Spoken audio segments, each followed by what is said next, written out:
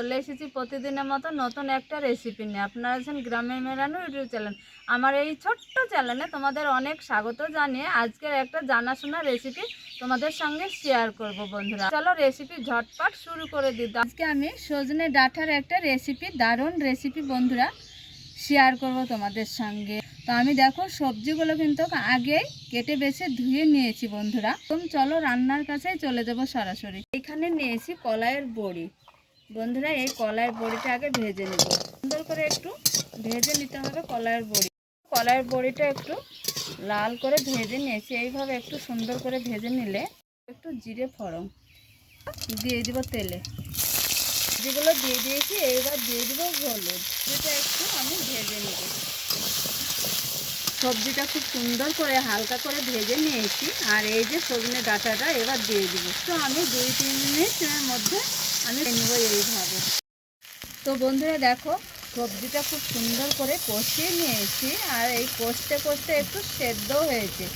এইবার তুলে নেব একটা থালাতে। এটা ভেজে তুলে নিয়েছি। এইখানে সামান্য একটু তেলে দিয়ে দেবো পেঁয়াজ। এটা খুব সুন্দর করে আমি পুড়িয়ে ভেজে নেব। দেখো খুব কম তেলে পেঁয়াজটা আমি ভেজে নিয়েছি। আর এইখানে দেখো কালো সরিষা বেটে নিয়েছি আর একটু কাঁচা মরিচ ঝাল বুঝে বেটে নিয়েছি। এবার দিয়ে দিব। এইবার দিয়ে দিব হলুদ, লবণ, স্বাদ অনুযায়ী লবণ করে মশলাটা একটু কষিয়ে নেব। এই মশলাটা একটু সুন্দর করে কষাবো আগে। ভেজে রাখা বড়িটা কষা মশলায় দিয়ে দিব। বড়ি সেদ্ধ হওয়ার জন্যে এবার জল দিয়ে দেবো। আর জল লাগবে সেই অনুযায়ী জলটা দিয়ে দিয়েছি। রান্না করে নেব। আমি 5 থেকে 6 মিনিটের জন্য একটু সেদ্ধ করে নিয়েছি। এইবার ভাজা সবজিটা আমি দিয়ে দিব করে আমি এইভাবে একটু খুন্তি দিয়ে মিশিয়ে আবারও আমি 5 থেকে 6 মিনিটের জন্য ঢাকা দিয়ে রেখে দিব। ঢাকা দিয়ে 5-6 মিনিটের মধ্যে রান্না করে নিয়েছি। সজনে ডাঁটা তোমাদের হয়তো সহজ রান্না বুঝতেই পারছো তোমরা, কিন্তু এইভাবে তোমরা একটু রান্না করে খেয়ে দেখবে। আর ভাজা জিরেটাও দিয়ে দিয়েছি। আর দেখো খুব সুন্দরভাবে একটু গায়ে লাগা আর সরিষা বাটা দিয়েছি, তো কালারটা দেখো।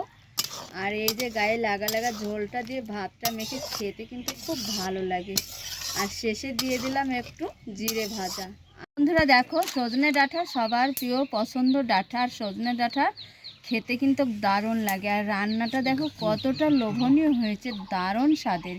সরিষা বাটা দিয়ে এইভাবে একটু রান্না করবে বন্ধুরা, খেতে কিন্তু জমে যাবে। মাছ মাংস রেখে সজনে ডাঁটা দিয়ে এক থালা ভাত চেটেপুটে খেয়ে নেওয়া হবে। খুব সহজ সিম্পল রেসিপি তোমার শেয়ার করেছি। আর দারুণ স্বাদ হয়েছে, খেতে কিন্তু খুব ভালো হয়েছে।